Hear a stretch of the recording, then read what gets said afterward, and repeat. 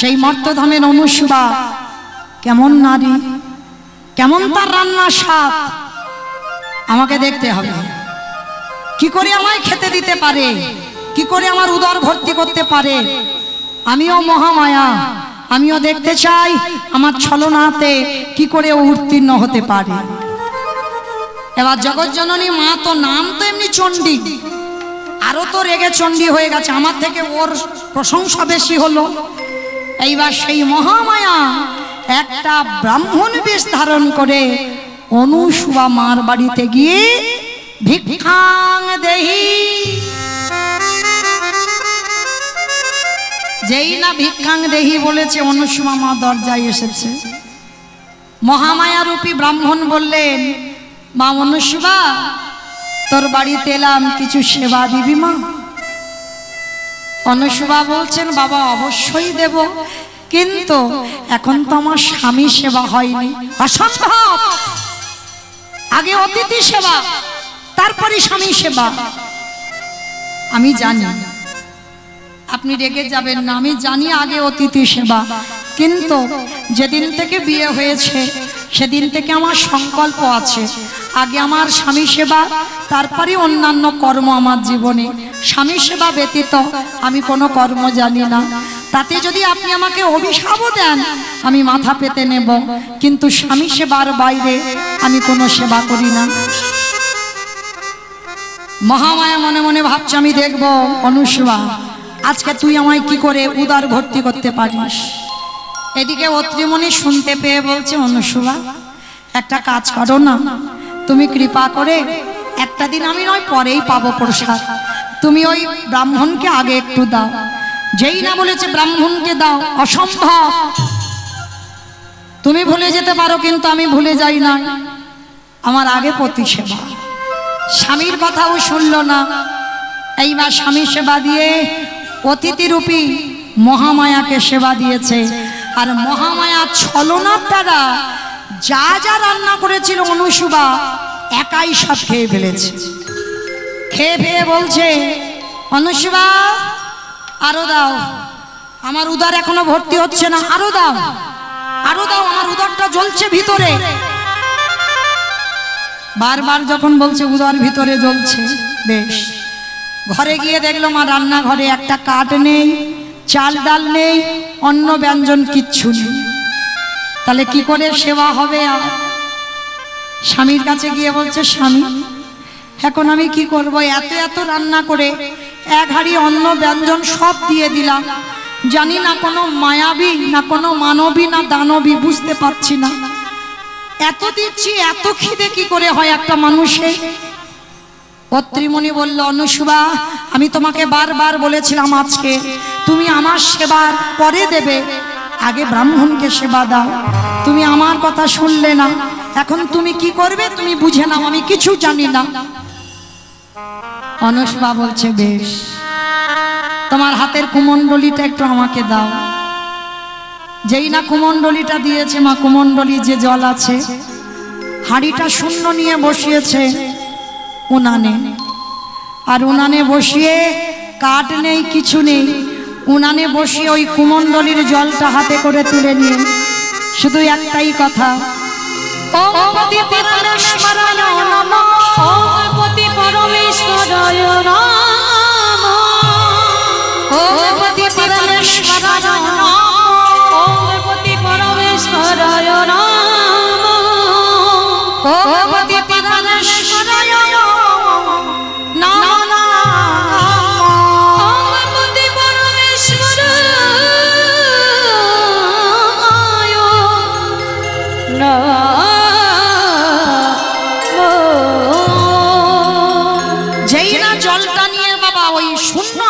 দিল। চাল ডাল অন্ন ব্যঞ্জন কিছু ছিল না, একেবারে পরিপূর্ণ হয়ে গেল। চমকে উঠল অনুসুয়া মা, এটা কি করে হলো? একটাই মন্ত্র জানে, আর কোনো মন্ত্র মুখস্থ নেই। ওম পতি পরমেশ্বরায় নমঃ, এই মন্ত্র দিয়ে অন্ন ব্যঞ্জন পরিপূর্ণ। আর এইবার অন্ন ব্যঞ্জন নিয়ে মহামায়া রূপী ব্রাহ্মণকে সেবা দেয়। যত চাইছে অনুসুয়া তত দিচ্ছে আর হাঁড়ি ফুরাচ্ছে না। এইবার মহামায়া খেতে খেতে নিজেই ক্লান্ত হয়ে পড়েছে। ক্লান্ত হয়ে আসনে বসে অন্তর্ধ্যান হয়ে চলে গেল। আর যেই না অন্তর্ধ্যান হয়ে চলে গেল, অনুসুয়া চমকে উঠেছে, কি একে একে এমন এসেছিল আমার ঘরে, বুঝতে পারলাম না কোনো মানবী, না কোনো দেবী, না কোনো দানবী। স্বামীর কাছে গিয়ে বলল, স্বামী আমি ঠিক ধরেছিলাম, ও কোনো মানবী নয়।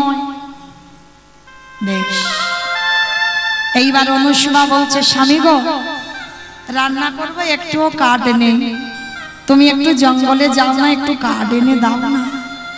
আর এদিকে কি করেছে বাবা, তিন দেবী এক জায়গা হয়ে আলোচনা করছে, এটা কি করে হতে পারে? একটা মর্তধামের মেয়ে, তার এত ক্ষমতা কি করে হতে পারে? সামান্য পতি সেবা করে আমার মতো মহামায়াকে হারিয়ে দিল। তাহলে তো আবার দ্বিতীয়বারে পরীক্ষা নিতে হয়, আবার দ্বিতীয়বারে দেখতে হয় ওর কত শক্তি, ওর কত ক্ষমতা। আমি দেখতে চাই ও কি করে আজকে আমার পরীক্ষায় উত্তীর্ণ হতে পারে। আবার দ্বিতীয়বারে পরীক্ষা শুরু করলো মহামায়া। পত্রীমণি জঙ্গলে কাঠ আনতে গেছে। অমায়েরা, এই কাঠ আনতে গিয়ে কিছু শুকনো কাঠ নিয়ে যখনই কাঠটা মাথায় তুলেছে, সঙ্গে সঙ্গে মহামায়ার মায়াতে শরীরের বল ক্ষমতা ক্ষীণ হয়ে গেল।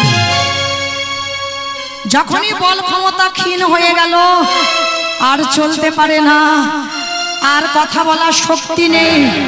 এ কি, আমার শরীরে এত বল ক্ষমতা ছিল, হঠাৎ সবকিছু চলে গেল কেন? আমার শরীরের বল ক্ষমতা কোথায় চলে গেল?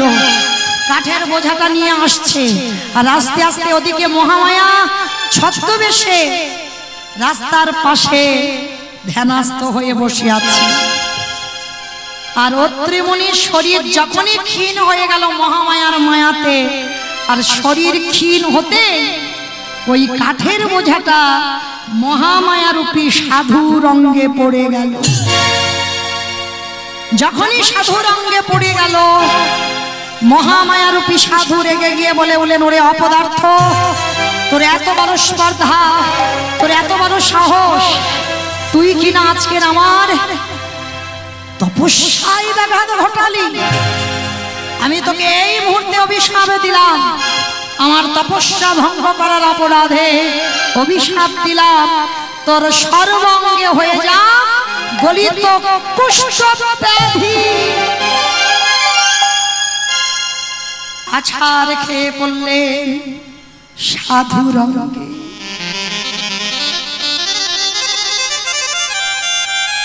বিশ্বাস করে আমি কেন তো অন্যায় করিনি, আমি কাঠ কুড়িয়ে মাথায় নিলাম, আমার শরীরের বল ক্ষমতা ক্ষীণ হয়ে গেল। আর যখনই বল ক্ষমতা ক্ষীণ হয়ে গেল, আর আমি আস্তে আস্তে কাঠের বোঝাটা আপনার গায়ে পড়ে গেল, আপনি ক্ষমা করে দেন, পা ছেড়ে দে, পা ছেড়ে দে, পা ছেড়ে দে।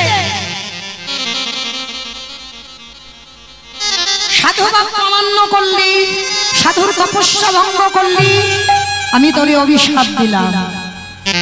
শুধু তোর গলিত কুষ্ঠ ব্যাধি হবে না, আমি অভিশাপ দিলাম তোর মাত্র 1 মাস আয়ু। আর 1 মাস পর যখনই আকাশে সূর্য উদয় হবে, তৎক্ষণাৎ তোর অপঘাতে মৃত্যু হবে। না বলো না, বলো না ওই কথা। অভিশাপ দেওয়ার সঙ্গে সঙ্গে সর্বাঙ্গে অত্রিমুনির ভরে গেল বড় বড় ফসকা। এই কুষ্ঠ ব্যাধিটা কেমন হয়? প্রথমে বাবা বড় বড় ফসকা পড়ে, আর ফসকা পড়ে সেইটা পুঁজ রক্তে ভর্তি হয়ে যায়। সেই ফসকা যখন ফেটে যায়, গায়ে থেকে পুজ রক্ত ঝরে ঝরে পড়ে। সঙ্গে সঙ্গে সাধুর অভিশাপে অত্রি মুনির সর্বাঙ্গে ভরে গেল গলিত কুষ্ঠ ব্যাধি। অনুসুয়া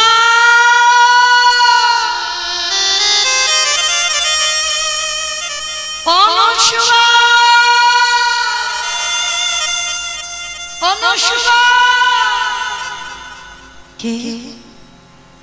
স্বামীর কণ্ঠস্বর। এরকম করে কোনোদিন তো আকুল প্রাণে আমায় ডাকে না। কি হলো স্বামী তোমার? পাগলিনীর মতো অনুসুয়া মা বেরিয়ে এসেছে।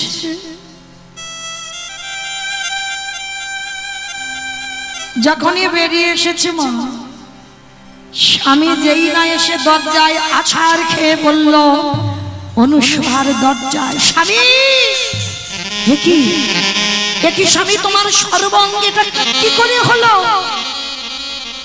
অনুসুয়া আমি বুঝতে পারলাম না অনুসুয়া, আমি কাঠ কুড়াচ্ছিলাম, কাঠ কুড়াতে কুড়াতে আমার সর্বশরীরের বল ক্ষমতা চলে গেল। আমি কাঠের বোঝাটা নিয়ে মাথা দিয়ে আসছিলাম, আস্তে আস্তে কে যেন আমার পিছন থেকে ওই কাঠের বোঝাটা একটা সাধুর গায়ে ফেলে দিল। সেই সাধু আমায় অভিশাপ দিল, আমার সর্বাঙ্গে হয়ে যাবে কুষ্ঠ ব্যাধি। শুধু কুষ্ঠ ব্যাধি নয় অনুসুয়া, আমার মাত্র আয়ু 1 মাস। 1 মাস পর সূর্য ওঠার সঙ্গে সঙ্গে আমার মৃত্যু হয়ে যাবে। না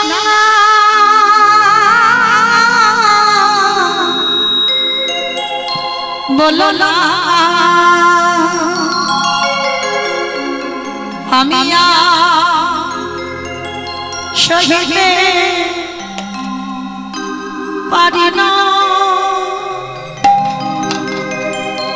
আমি সহিতে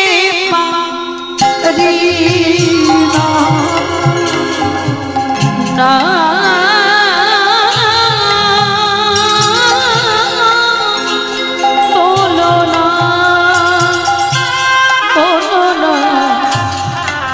আমি সহিতে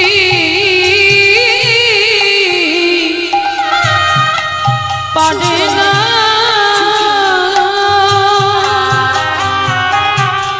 আমি সহিতে পারি না।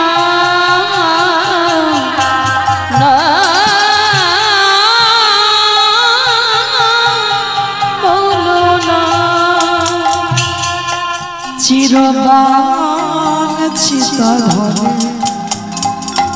যে তুমি আমার ছাড়িয়া তুমি যেও না, আমার ছাড়িয়া তুমি যেও না। চিরবান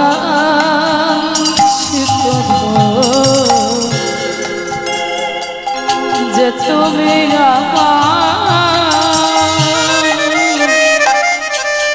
আমার ছাড়িয়া তুমি যেও না,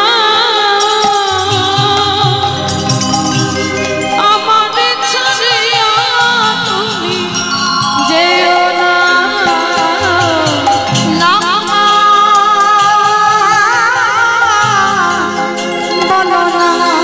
তুমি বলো না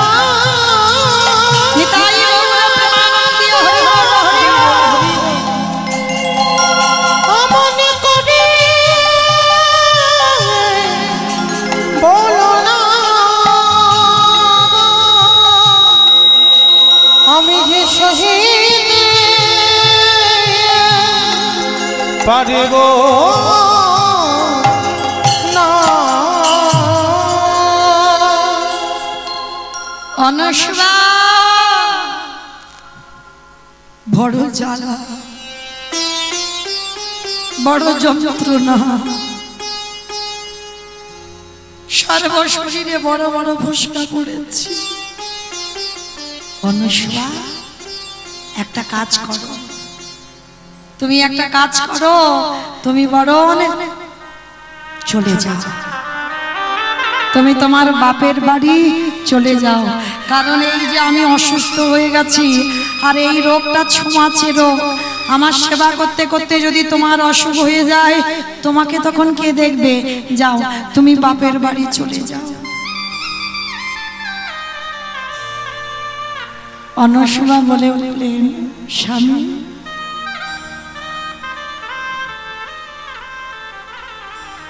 জীবনে সুখের সময় তোমার কাছে ছিল, যে কটা দিন দুঃখ থাকবে সে কটা দিন আমি তোমার পাশে থাকবো। অনসূয়া, তুমি কেন বুঝতে পারছো না?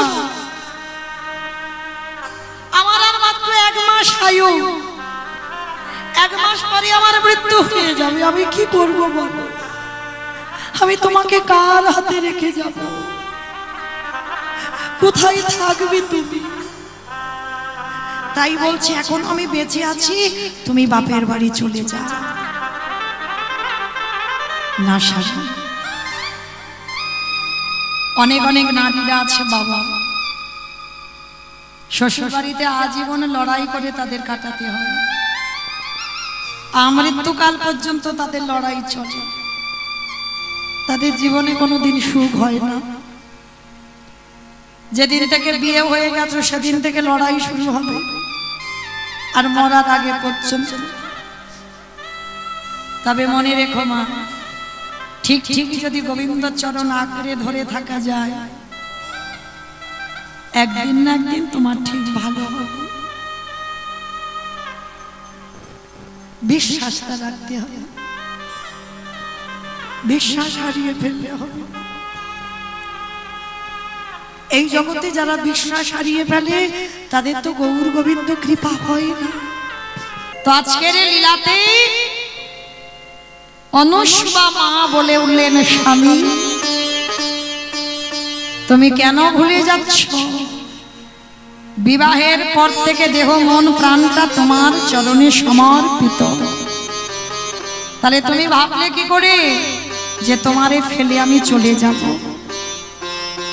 কিন্তু অনসূয়া বলে, স্বামী, আমার বাবার কাছ থেকে শুনেছিলাম, কোন মানুষ অপরাধ করলে তাকে নাকি তীর্থে তীর্থে স্নান করালে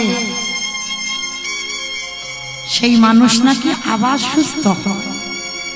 যত তীর্থ আছে সব তীর্থে স্নান করালে সে নাকি ভালো হয়ে যায়।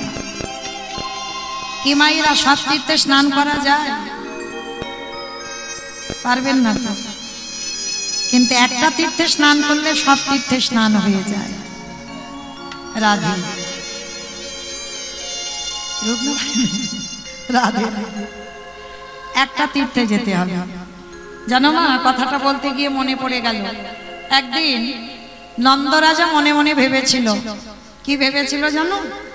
আমি একটু প্রয়াগ তীর্থে যাব, মানে যেখানে সব কয়েকদিন আগে একেবারে স্নানের হুড়োহুড়ি হলো না, কি জানো, কুম্ভ মেলা। প্রয়াগরাজে স্নানে যাবে কে? না, ভগবান কৃষ্ণের বাবা নন্দরাজা স্নানে যাবে কুম্ভ মেলায়, প্রয়াগ তীর্থে স্নান করবে। তার ছোট্ট ছেলে গোপাল আধো আধো করে কথা বলে, বাবা কোথায় যাচ্ছ বাবা? বলে, খোকারে, জীবনে অনেক পাপ পাপ কাজ তো করি, ওই জন্য আমি রাজা, অনেক পাপ করতে হয়, ওই জন্য সিদ্ধান্ত নিয়েছি যে আমি একটু প্রয়াগরাজে স্নানে যাব। যেই না বলেছে প্রয়াগরাজে স্নানে যাবে, দুষ্টু ছেলে গোপাল মনে মনে ভাবছে, হায় হায় হায়, যে তীর্থ সাক্ষাতে দাঁড়িয়ে আছে তাকে ফেলে আমার বাবা যাচ্ছে প্রয়াগরাজের কাছে। বলে, দেখাচ্ছি তোমার মজা, দাঁড়া। আর দেখবেন বাবা, এটা নিয়ম আছে, এটা শুধু আমার গোপাল করেছে বলে নয়, এ জগতেও নিয়ম। যদি বাবা মা তীর্থে যায় বা কেউ যদি তীর্থে যায়, তার ওই ব্যাগ ঝোলা নিয়ে একটু আগিয়ে দিয়ে আসতে হয়। হ্যাঁ, এটা নিয়ম, একটু গাড়িতে করে তুলে দিয়ে আসতে হয়। তা আজকে ছোট্ট ছেলে গোপাল বলছে, বাবা ও বাবা তুমি তো প্রয়াগরাজে যাচ্ছ স্নান করতে, তোমার ওই ব্যাগটা দাও, আমি একটু ওই পুটলিটা একটু বইয়ে আগে দিয়ে আসি। গোপাল তুই পারবি? পারবো বাবা, তুমি আমার মাথায় দাও। তুমি কি জানো বাবারা তীর্থে গেলে বা মাকে তীর্থে গেলে ছেলেকে একটু আগিয়ে দিতে হয়, তুমি জানো না। এইবার গোপাল কি করেছে, মাথায় পুটলিটা নিয়ে বাবার আগে আগে যাচ্ছে। আর যেতে যেতে বাবা ঠিক রাধা কুণ্ডের তীরে দাঁড়িয়েছে। আর রাধা কুণ্ডের তীরে যেই না দাঁড়িয়েছে, হঠাৎ দেখে না একটা কালো রঙের ঘোড়া এসেছে। কোথা থেকে এসেছে কেউ জানে না, মানে ছুটতে ছুটতে টকবক টকবক করে ঘোড়াটা এসেছে। আর ঘোড়াটা এসে একেবারে গোপাল আর নন্দরাজা দাঁড়িয়ে আছে সামনে এসে ওই একেবারে রাধা কুণ্ডে স্নান করে আর ওই যে ব্রজের মাটিতে একবার ধুলাই গড়াগড়ি দিয়েছে। আর ধুলাই গড়াগড়ি দিয়ে সঙ্গে সঙ্গে কালো ঘোড়াটা একেবারে ফর্সা মানে সাদা হয়ে গেছে। মানে নন্দরাজা সাক্ষাতে দেখছে, এটা ভগবানের লীলা। সাক্ষাতে দেখছে কালো ঘোড়া সাদা হয়ে গেল, আর সাদা হয়ে সশরীরে স্বর্গে চলে যাচ্ছে। আর যেই না স্বর্গে গেল, নন্দরাজা দেখা মাত্র গোপালকে বলছে, দাঁড়া দাঁড়া দাঁড়া গোপাল, ও গোপাল তুই তো অনেক ভূত ভবিষ্যৎ অনেক কিছু জানিস। নন্দরাজা জানে না তার ঘরে কে বাঁধা আছে। হ্যাঁ রে গোপাল বল না বাবা, ওই ঘোড়াটা কালো ছিল, ডুব দিল, সাদা হয়ে গেল, আবার দেখো ওই যে মাটিতে গড়াগড়ি গিয়ে আবার যেন কোথায় অদৃশ্য হয়ে গেল। ওটা কে রে বাবা? পিতা গো, ওটা কে শুনে রাখো। ওই যে কালো ঘোড়াটা তোমার সামনে দাঁড়ালো, ওটা হলো প্রয়াগরাজ তীর্থ। ওটা প্রয়াগরাজ? বলে হ্যাঁ। বলে প্রয়াগরাজ আজকে রাধা কুণ্ডে স্নান করলো কেন? বলে প্রয়াগরাজের জলে তো সবাই স্নান করেছে, আর স্নান করে প্রয়াগরাজ এত অপবিত্র হয়ে গেছে, ওই জন্য এসে রাধা কুণ্ডে স্নান করেছে। আর রাধা কুণ্ডে স্নানে করে ওই ব্রজের ভক্তদের পদ ধুলায় গড়াগড়ি দিয়ে ওই প্রয়াগরাজে সকল পাপ থেকে মুক্তি পেয়ে গেল পিতা। আর মুক্তি পেয়ে ওই পাপ ছিল বলে কালো হয়ে গিয়েছিল, আর পাপ ধৌত হতে সাদা হয়ে গেল, আর সাদা হতে প্রয়াগরাজ চলে গেল স্বর্গে। ও বাবা ওসব কথা বাদ দাও, চলো চলো এক্ষুনি যেতে হবে, তুমি তো তীর্থে যাবে, তোমাকে একটু আগেই দিয়ে আসি। দাঁড়া, আজ যাবো না বাবা, খবরদার, আর আমি এক পা কোথাও যাবো না। বলে কেন বাবা? এক্ষুনি তো তুমি বায়না ধরলে, তুমি পাপ তাপ করেছ, তুমি প্রয়াগে গিয়ে স্নান করলে পূর্ণ সঞ্চয় হবে, তাহলে এখন যাবে না কেন? ওরে গোপালে রে, আমি সাক্ষাতে দর্শন করলাম, যার কাছে যাব সে যদি এত অপবিত্র হয়, আরে যে ব্রজের মাটিতে আমার জন্ম হলো, যে ব্রজের মাটির মানুষ আমি, আর ব্রজ ছেড়ে আমি যাব প্রয়াগরাজের কাছে? খবরদার, আজকে থেকে আমি যাব না। যদি মনে হয় আমি রাধা কুণ্ডে একবার স্নান করিব, আমি অনন্তাই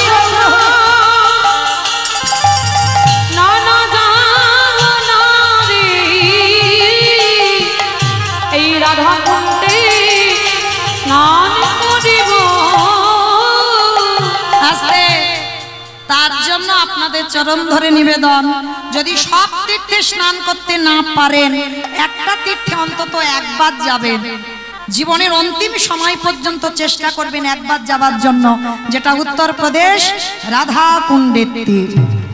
আর রাধা কুণ্ডের তীরে ওই যাবেন, শুধু ওই গাড়িতে করে যাবেন আর দর্শন করে চলে আসবেন না। চরণ ধরে বলে যায়, একবার যদি যান অন্তত রাধা কুণ্ডে স্নানটা করবেন। কেন? রাধা কুণ্ডে স্নান করা মানে সকল তীর্থ ওই রাধা কুণ্ডেই আছে। হরি বল। তো এই রাধা কুণ্ডে স্নান করতে হয়। তা আজকের অনুসুয়া মা অত্রিমণির রোগগ্রস্ত কুষ্ঠ রোগ, বলল সব তীর্থে নিয়ে যাবে। কি করে নিয়ে যাবে? অনুসুয়া, আমি চলতে পারি না, আমি হাঁটতে পারি না, আমাকে নিয়ে যাবে কি করে? স্বামী তুমি চিন্তা করো না, আমি চেষ্টা করব। গাছের ডাল কেটে গাড়ি তৈরি করেছে, গাছের শিকড় কেটে দড়ি করেছে। অত্রিমুনির তখন ওই পচা গলা মাংসগুলো খসে খসে পড়ে যাচ্ছে। গাড়ির উপরে শয়ন করিয়েছে, ওই শিকড় দিয়ে দড়ি করে টানতে টানতে যাচ্ছে দয়াময়। যে সুখের জন্য আমি ঘর বাঁধলাম আমি ভাবিনি দয়াময় সেই সুখের সংসার তুমি এমন করে আমার নিভিয়ে দেবে। কেন কেড়ে নিচ্ছ তুমি আমার স্বামীকে? আমি ফিরিয়ে দাও। সুখের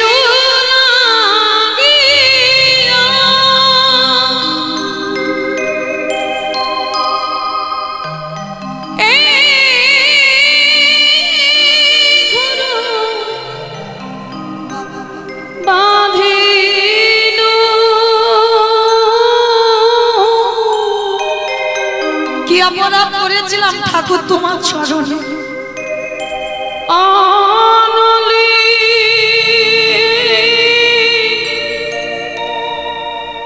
পুরিও গেল রে। ফিরিয়ে দাও আমার স্বামীকে সুস্থ করে, ফিরিয়ে দাও। অনলে পুরিয়া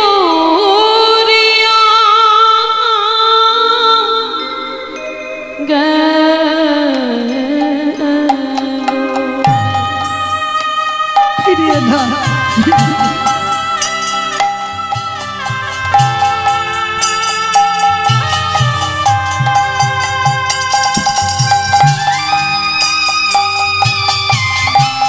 আমি তো তোমার কাছে বলিনি আমার সুখ দাও, আমি তো বলিনি আমার সংসার দাও। বিয়ে যদি কেড়ে নেবে আমি বলেছিল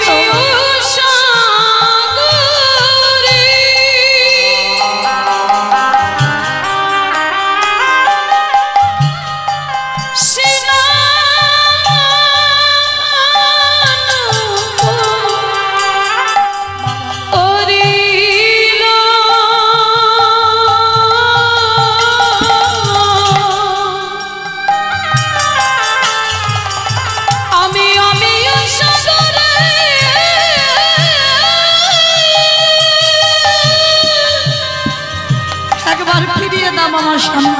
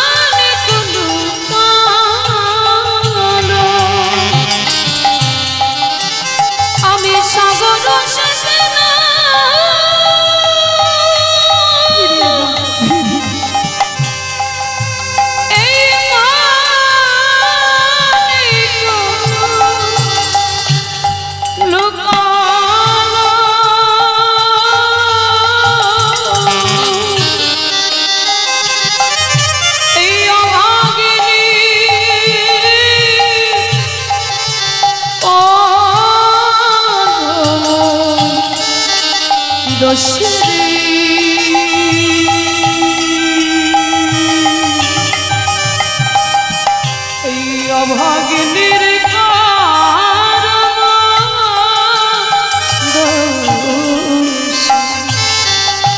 আমি সুখের লাগিয়া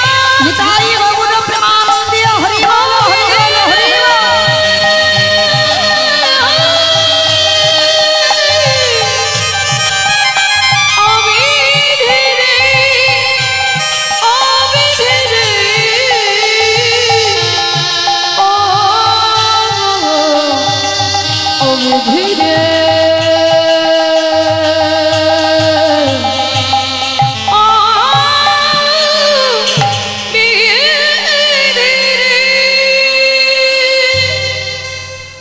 নয়নের জলে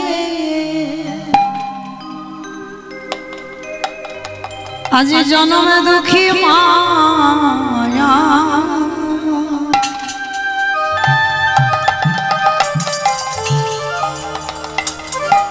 কাঁদিয়ারে বলে দয়াম্মা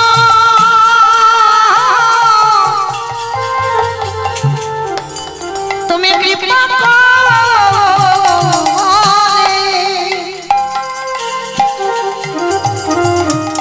তুমি করুণা করে তুমি একবার আমার স্বামীর প্রাণ ফিরাইয়ে দাও। নয়ন জলে বসে বসে কাঁদছে, আর ওই নয়ন জলে কাঁদতে কাঁদতে মরুভূমিতে পৌঁছে গেছে। অনুসুবা, অনুসুবা, একটু জল, একটু জল দেবে অনুসুবা। বড় কষ্ট, বড় জ্বালা, বড় যন্ত্রণা, গলাটা শুকিয়ে গেছে অনুসুবা, একটু জল দাও। মরুভূমিতে জল পাবে কোথায়? ওদিকে মহামায়া মনে মনে ভাবছে অনুসুবা দেখবো এবার কি করে স্বামীকে বাঁচাও। তোমার রান্নার স্বাদ ভালো, নারদ মুনি বলে গেল। তোমার অহংকার, তুমি সতী নারী মর্তের মাটিতে, দেখবো তুমি এবার স্বামীর প্রাণটা কি করে বাঁচাতে পারো। এইবার মহামায়া একটা ঘাতক রূপ ধারণ করে বসে আছে। আর ঘাতক রূপ ধারণ করে যখনই বসে আছে মা অনুসুবা মা তার কাছে গিয়ে বলছে, ঘাতক বলতে পারো আমি এখানে কোথায় জল পাবো?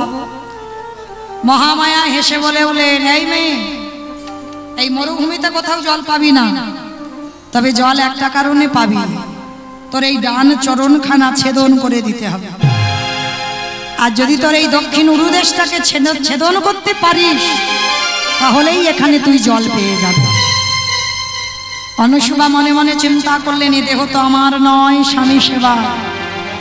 তাহলে এ দেহ যদি স্বামী সেবার হয় তাহলে আমি আমার স্বামীর দেহ আমি ছেদন করব কি করে? আমি তো তার অনুমতি নিতে পারছি না, কিন্তু তার সেবার জন্য আমাকে ছেদন করতেই হবে। ঘাতকের কাছ থেকে অস্ত্রটা নিল, অস্ত্রটা নিয়ে ওই একটাই মাত্র প্রণাম মন্ত্র, ওম পতি পরমেশ্বরায় নমঃ, ওম পতি পরমেশ্বরায় নমঃ, ওম পতি পরমেশ্বরায় নমঃ। আর এই মন্ত্র উচ্চারণ করে ওই দক্ষিণ উরুদেশটাকে অনুসুবা ছেদন করে দিয়েছে। আর যেই না ছেদন করে দিল সঙ্গে সঙ্গে জল টলমল টলমল করছে। অনুসুবা মা নিজের আঁচলটা ভিজিয়েছে, আর আঁচলটা ভিজিয়ে সর্বঙ্গ রক্তে রক্তাক্ত ভরে গেল।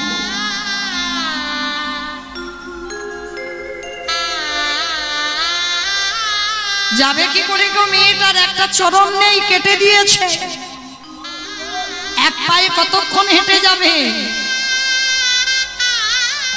বালির উপরে বুকে হেঁটে যাচ্ছে। যখনই বালির উপরে বুকে হেঁটে যাচ্ছে তপ্ত বালি ফসকা পড়ে যাচ্ছে অনেকটা দূর, কিন্তু অনুসুবা আঁচলে করে জল আনছে, এনে গাছের তলায় স্বামীকে বসিয়ে রেখে গেছে। পিছনে এসে আঁচলটা নিকড়ে নিয়ে জলটা স্বামীর মুখে দিয়ে দিল। আর যখনই স্বামীর মুখে দিয়ে দিল অত্রি মুনি সেবা করে বলল, বড় তৃপ্তি পেলাম অনুসুবা, বড় শান্তি পেলাম অনুসুবা, বড় শান্তি।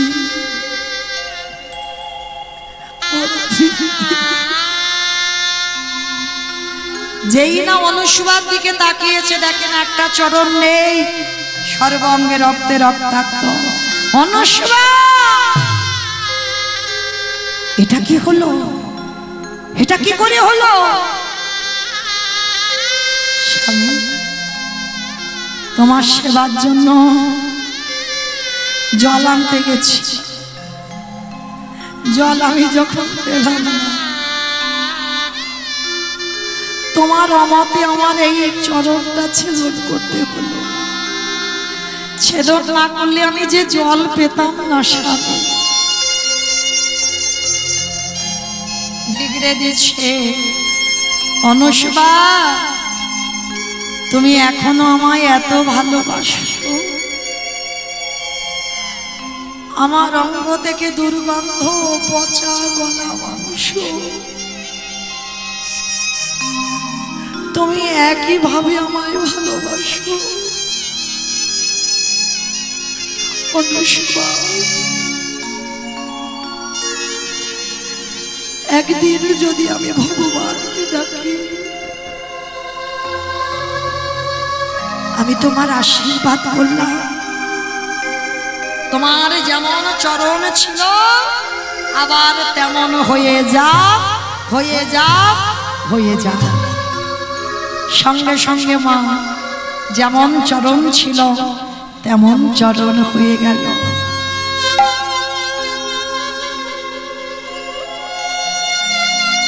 যখনই চরণটা হয়ে গেল অনুষ্বা, এবার তুমি চলে যাও। দেখতে দেখতে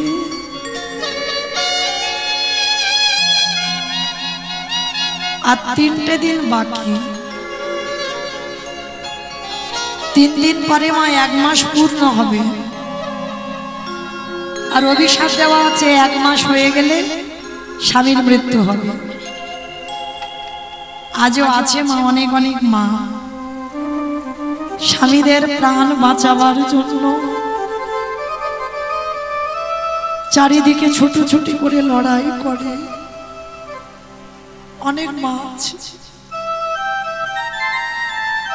3 দিন বাকি আছে অনুষ্বা, আর যে পারি না অনুষ্বা, বড় যন্ত্রণা শরীরে, বড় জ্বালা হচ্ছে শরীরে অনুষ্বা। তোমার কোলের উপরে একটু মাথাটা রাখতে দেবে? অন্তত চলে যাওয়ার আগে একবার তোমার কোলে মাথাটা রাখি।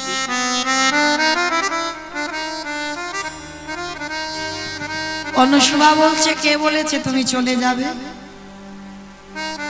আমি থাকতে কার এত সাহস আছে তোমাকে নিয়ে চলে যাবে? দেখো না কি করি অনুষ্বা, তুমি কি জানো না সূর্য ওঠার সঙ্গে সঙ্গে আমার মৃত্যু হয়ে যাবে? কে বলেছে? এইবার দেখো আমি কি করি।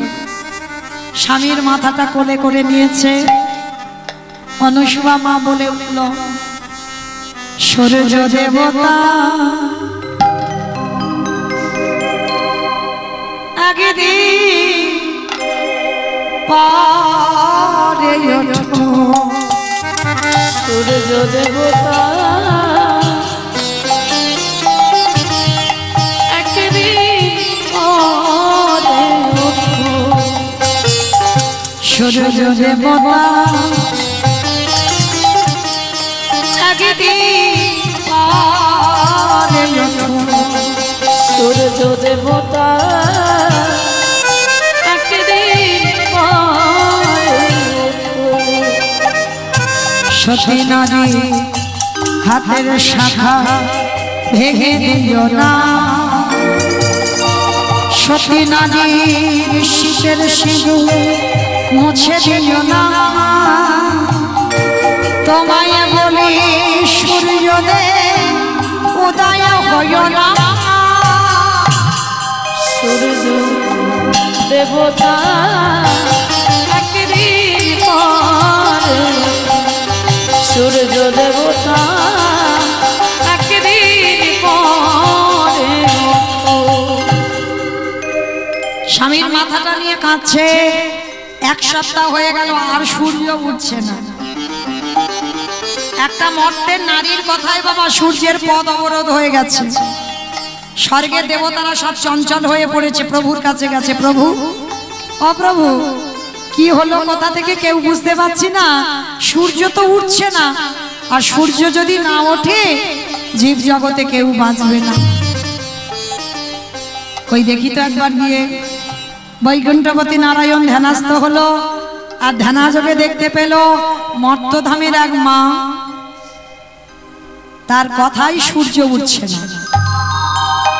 বৈকুণ্ঠপতি নারায়ণ একটা ছদ্মবেশে গিয়েছে কোথায়? সেই অনুসুবা মার কাছে। অনুসুবা, অনুসুবা কে? মা, একটা কথা বলবো, তুমি কৃপা করে সূর্যদেবকে উদয় হতে বলো। সূর্য যদি উদয় না হয় তাহলে তো জীব জগৎ বাঁচবে না।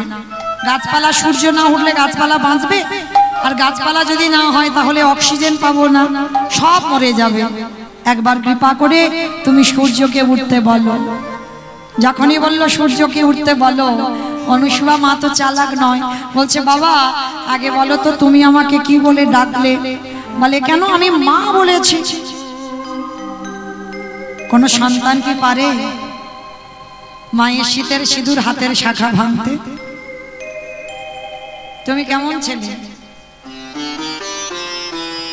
আর তাছাড়া তুমি তো আমার স্বামীকে নেবে না, আমার স্বামীর প্রাণ নেবে যমরাজ। যমরাজ যদি এসে বলে যে আমি সূর্যকে উঠতে বলবো, আমার স্বামীর মৃত্যু হবে, আবার আমার স্বামীকে ফেরাতে হবে, যমরাজ যদি বলে তাহলে আমি করতে রাজি। বেশ, বৈকুণ্ঠপতি নারায়ণ ছুটে গেল যমরাজের কাছে। যমরাজ তুমি যাও, অনুসুবা মাকে গিয়ে বলো যেন অনুসুবা মা সূর্যকে উঠতে বলে। যমরাজ এসে করজোর করে বলল, অনুসুবা তুমি সূর্যকে উঠতে বলো, কথা দিলাম একদিকে তোমার স্বামীর মৃত্যু হবে, আর একদিকে তোমার নতুন স্বামীর প্রাণ ফিরে পাবে। বেশ, তুমি যখন কথা দিলে তাই হোক। হে সূর্যদেব, তুমি যদি আমার কথায় উঠে না থাকো, এই মুহূর্তে তোমার অনুমতি দিলাম, তুমি উদয় হও, উদয় হও, উদয় হও। সঙ্গে সঙ্গে সূর্যদেব উদয় হলো। সূর্যদেব ওঠার সঙ্গে সঙ্গে অত্রিমুনি ছটফট করতে করতে মৃত্যু হয়ে গেল। আর একদিকে মরা স্বামী পড়ে আছে, একদিকে সুস্থ সবল স্বামী প্রাণ ফিরে পেল। যে অসুস্থ স্বামী ছিল আর নয়, সুস্থ স্বামী হয়ে গেল। এইবার সুস্থ স্বামীকে ফিরে পেয়ে যমরাজকে প্রণাম করে আমার অনুসুবা মা ঘরে ফিরে এলো। আর সেই ঘরে ফিরে এসে স্বামী স্ত্রীর সংসার চলছে।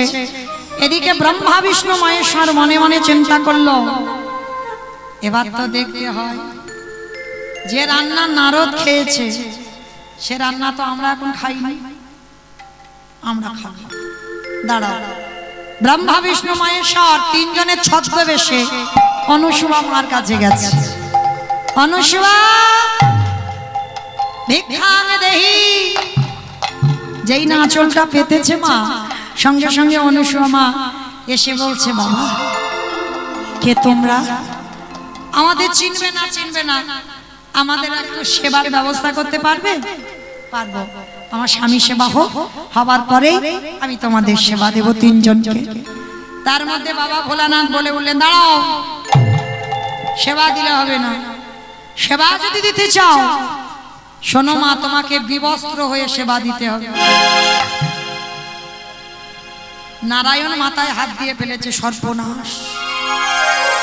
কিরকম লোক দেখেছো? এই জন্য ওই ব্যাটার আমি আনতে চাই না। কোথাও কিচ্ছু নেই, বলে দিল মা বিবস্ত্র হয়ে সেবা দেবে।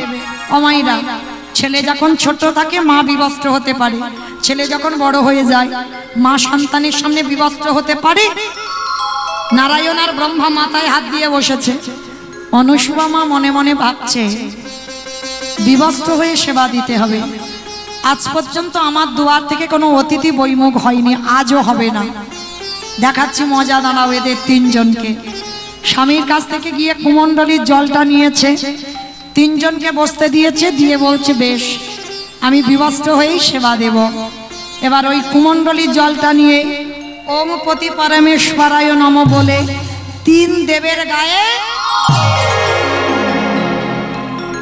আর যেই না দিল আমার তিনজনে আসনে বসেছিল শুয়ে পড়েছে। 6 মাসের বাচ্চা হয়ে গেছে। আর এই যা মন্ত্রপুত জল 6 মাস থেকে 7 মাসের বাচ্চা আর হবে না, এ 6 মাসের বাচ্চাই থাকবে। 3 জনে এরাই বলেছিল মাকে বিবস্ত্র হতে, মানে পরনে কাপড় থাকবে না। আর এদের 3 জনের কাপড় চোপড় সব খুলে গেছে। 3 জনে বাচ্চা হয়ে গেছে, আসনে 3 জনই শুয়ে পড়েছে। মা মনে মনে ভাবছে এবার তোদের মনের আশা পূর্ণ করব। মা বিবস্ত্র হয়ে একে একে পুত্র স্নেহে বাৎসল্য প্রেমে সন্তানকে কোলে নেয় আর মা নিজের হাতে খাইয়ে দেয়। খাওয়ানো হয়ে গেল, মা মনে মনে ভাবছে যাই হোক আমারও তো সন্তান সন্ততি নাই, 3 জনেই থাকবে আমার সন্তান হয়ে। আর এদেরকে বড় করছে না। মায়ের যেন 3টে ছেলে, মা প্রতিদিন তেল মাখায়, রোদে ঘুম পাড়ায়, দোলনায় দেয়। মা 3টে ছেলেকে দোলনায় দিয়ে মার যেন মনে কত আনন্দ। মা 3টে ছেলেকে পেয়ে মনের আনন্দে কি করছে জানো?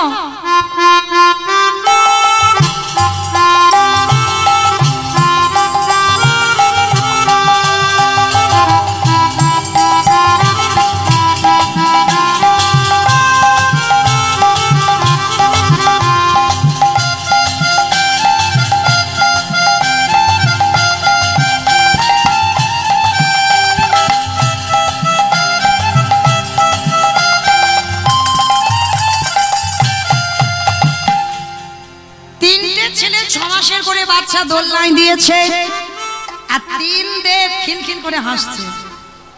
মনে মনে ভাবছে যাক বাবা অনেকদিন পরে একটু আরামে আছি। ভক্ত খেতে দেয় না, শুতে দেয় না, বসতে দেয় না, অহর্নিশি নারায়ণ নারায়ণ নারায়ণ। বাবা ভালো হয়েছে, আমি কটা দিন মার কাছে একটু আদর যত্নে থাকবো, আর আমি কোথাও যাব না। 1 সপ্তাহ হয়ে গেল অনুসুয়া মার কাছে রয়ে গেছে। আর এদিকে 3 দেবী তো ছটফট করছে। নারদ, বাবা হ্যাঁ রে 1 সপ্তাহ হয়ে গেল প্রভুদের খোঁজ খবর পাচ্ছি না। হ্যাঁ রে কোথায় গেল জানিস বাবা? আমার চাকরি পেয়েছে গো মা। চাকরি পেয়েছে? কি চাকরি পেয়েছে? মরতে খাওয়া দাওয়ার চাকরি। মরতে নাকি খাওয়া দাওয়ার চাকরি? বলে খাওয়া দাওয়ার চাকরি পেয়েছে? বলে কোথায়? বলে সেইটা তো আমি বলতে পারবো না মা, কিন্তু ভগবান একটা চাকরি পেয়েছে এইটুকু আমি জানি। 3 দেবী আলোচনায় বসেছে। হ্যাঁ রে দিদি যেতে কোথায় পারে বলতে পারিস? এইবার 3 জনে আলোচনায় বসে মনে মনে চিন্তা করছে তাহলে কোথায় যেতে পারে, কোথায় যেতে পারে। চিন্তা করতে করতে মনে পড়েছে অনুসুয়ার কথা। মনে হচ্ছে 3 জনে ওই বেটা ওখানেই গেছে। ওই যে নারদ বলেছিল খুব ভালো রান্না করে, আর একটু বাবা ভোলানাথের একটু খাবার লোভ লালসা রয়েছে। দাঁড়াও আমি দেখছি। এইবার 3 দেব 1 সপ্তাহ আগে গেছে, আর 3 দেবীর ছদ্মবেশে 1 সপ্তাহ পরে যাচ্ছে অনুসুয়ার বাড়ি।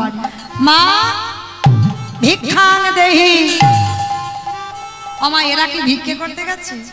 না ভিক্ষায় গেছে, না খেতে গেছে, ও তো স্বামীদের খুঁজতে গেছে।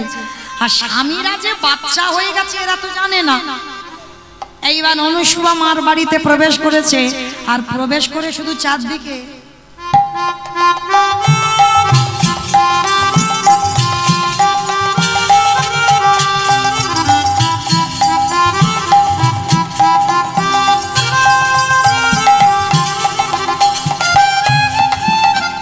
আর এদিকে অনুসুয়া মা তো সে আনন্দে আছে। 3টে ছেলেকে নিয়ে রান্না বান্না করে, ওদের সেবা দেয়, আর ওদের ঘুম পাড়ায়, ওদের নিয়ে আনন্দে থাকে। তা 3 দেবী অনুসুয়া মার কাছে বলছে ও মামা কটা দিন তোমার বাড়িতে থাকতে দেবে?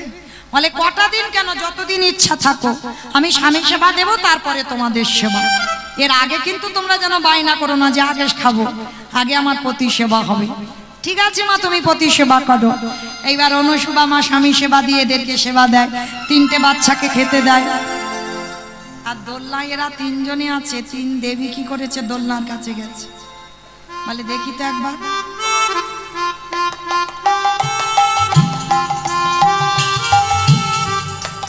আমা সন্তান যমজ সন্তান হয়, 2টো সন্তান, তবে এখন হচ্ছে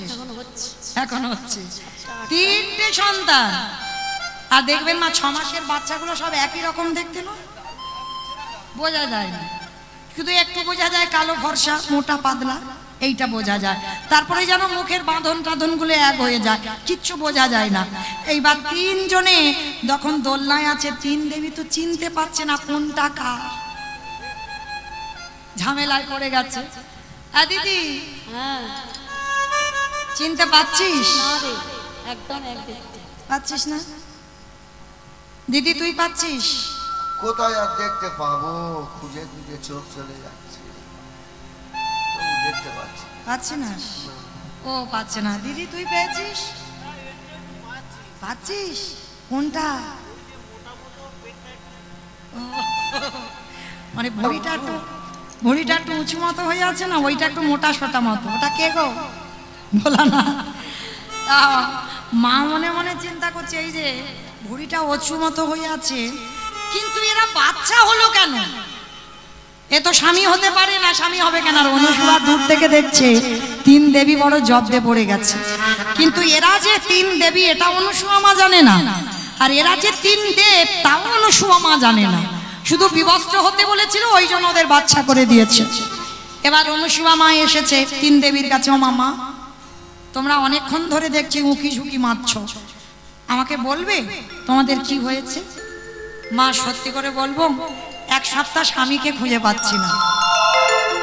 তিনজনের স্বামী হারিয়ে গেছে বলে। হ্যাঁ, তিনজনের স্বামী চলে গেছে, খুঁজে পাচ্ছি না।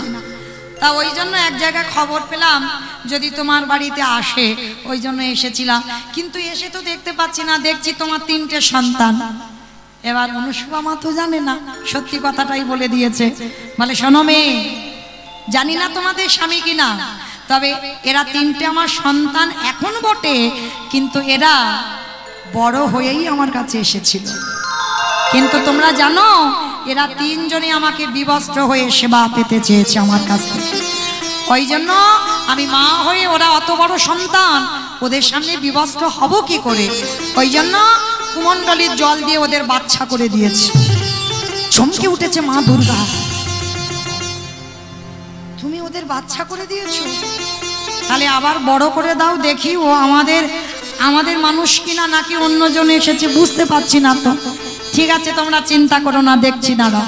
কুমণ্ডলীর জলটা নিয়ে ওম পতি পরমেশ্বরায় নমঃ বলে তিনজনের গায়ে ছিটিয়ে দিয়েছে।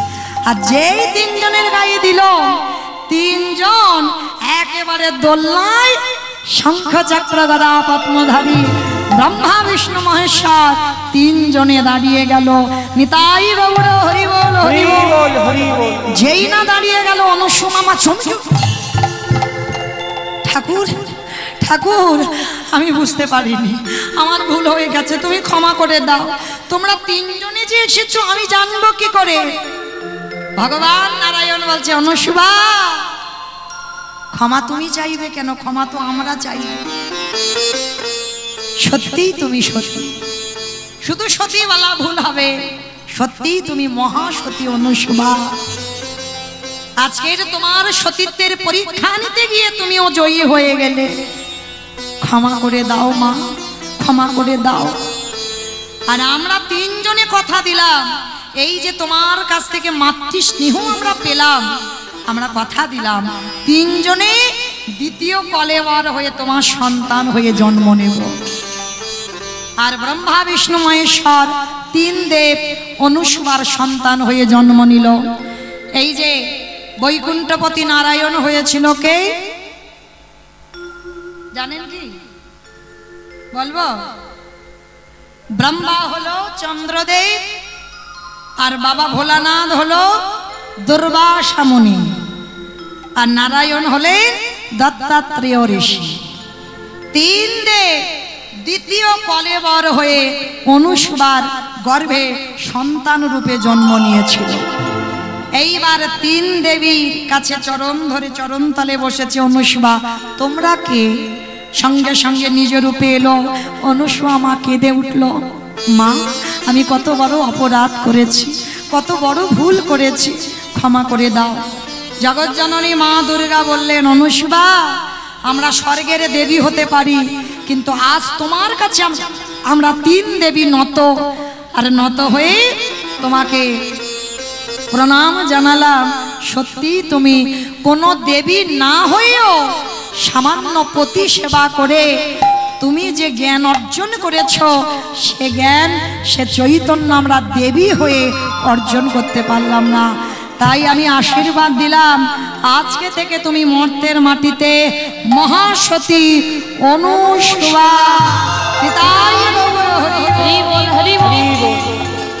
মাইরা এইবার তিন দেবী আর তিন দেব যেই না দাঁড়িয়ে গেছে, সঙ্গে সঙ্গে এসে গেছে সর্বঘাটের কাঁটালি বলা, নারায়ণ নারায়ণ নারায়ণ। অনুসুয়া, আমারে চিনতে পারছিস? কে তুমি? তো নারদ। বলে আমি তো গিয়েছিলাম তোর কাছে প্রসাদ পেতে আর আশীর্বাদ দিয়েছিলাম, মনে আছে?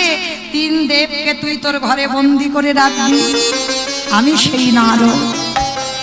নারদ, তুমি গিয়েছিলে আমার ঘরে, ক্ষমা করে দাও যদি সেবাই কোনো অপরাধ করে থাকি।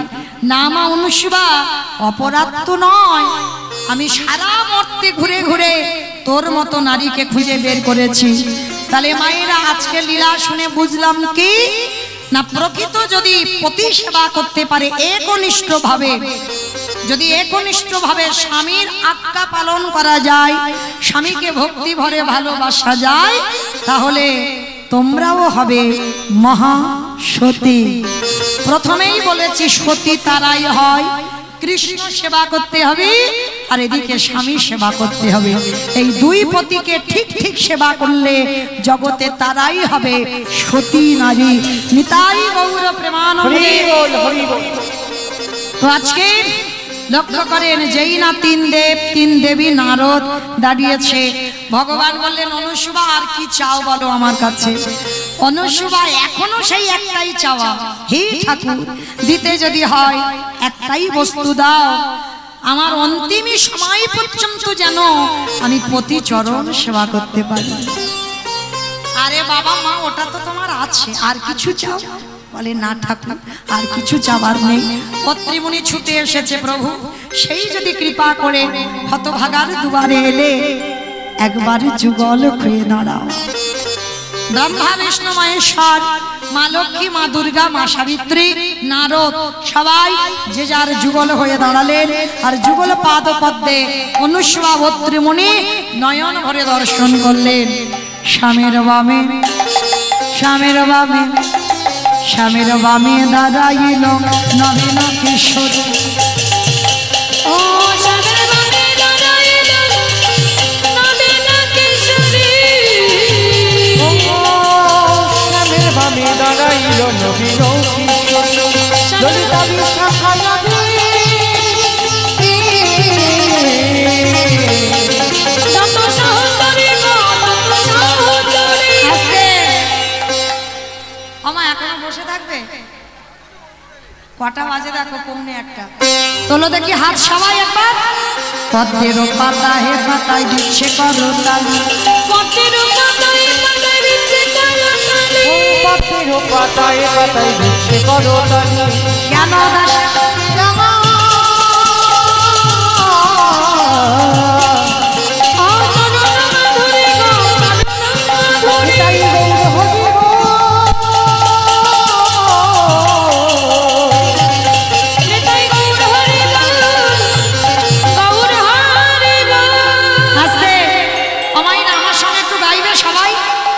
গাইবে, জোরে জোরে গাইতে হবে। দু হাতে তুলে বলে রে কৃষ্ণ নাম, করবে তোদের সকল মহস্কাম। হরে কৃষ্ণ হরে কৃষ্ণ, কৃষ্ণ কৃষ্ণ হরে হরে, হরে রাম হরে রাম, রাম রাম হরে হরে। বলো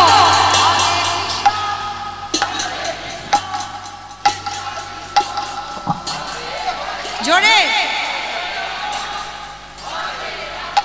বাহ। আজ হরে কৃষ্ণ হরে কৃষ্ণ, কৃষ্ণ কৃষ্ণ হরে হরে, হরে রাম হরে রাম, রাম রাম হরে হরে। বলো হরে কৃষ্ণ হরে কৃষ্ণ।